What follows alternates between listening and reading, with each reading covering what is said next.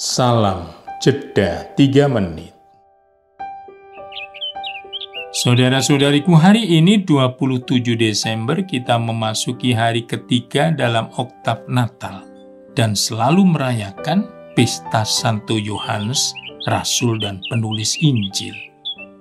Injil hari ini, Yohanes 20 ayat 2-8, berkisah tentang murid lain yang dikasihi Yesus dalam kisah penampakan pada hari pertama minggu itu, hari kebangkitan mulia.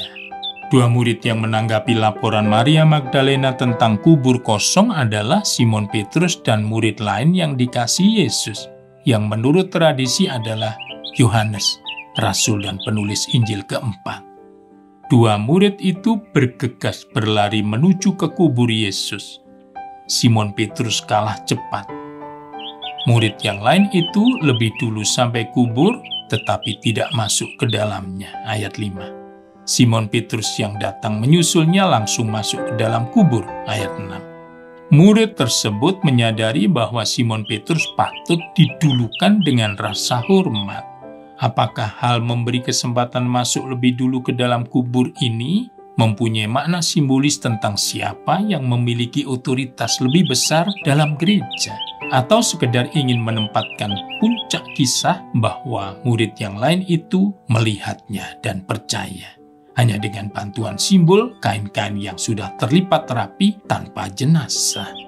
Mungkin malah keduanya.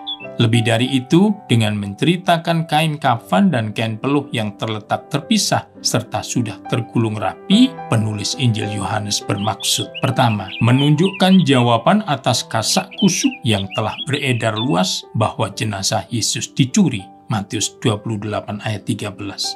Pencuri tidak akan menunda-nunda waktu untuk melipat dan menggulung kain-kain penutup jenazah, lalu membawa lari jenazah yang telanjang. Kedua, kain-kain yang terletak rapi itu menjadi simbol bahwa Yesus tidak membutuhkannya lagi. Sebab dengan kebangkitannya, Yesus memasuki hidup kekal. Berbeda dengan peristiwa pembangkitan Lazarus, tanda terakhir yang menjadi puncak karya Yesus di depan publik. Yohanes 11 ayat 1-4. Ketika Lazarus keluar dari kubur, kaki dan tangannya masih terikat dengan kain kafan dan mukanya tertutup dengan kain peluh. Dalam Injil Yohanes, pembangkitan Lazarus dan kebangkitan Yesus adalah dua sisi yang menghadirkan isi teologis seluruh Injil, yaitu sebagai tanda dan kemuliaan Yesus, khususnya dalam mewahyukan dirinya sebagai kebangkitan dan hidup. Pesan Injil hari ini sebagai rasul, teladan Yohanes adalah sikapnya dalam menghargai posisi hierarki.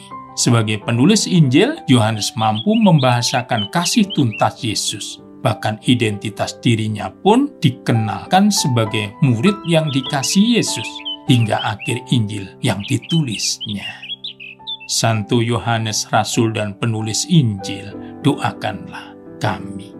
Berkat Tuhan dan salam jeda 3 menit.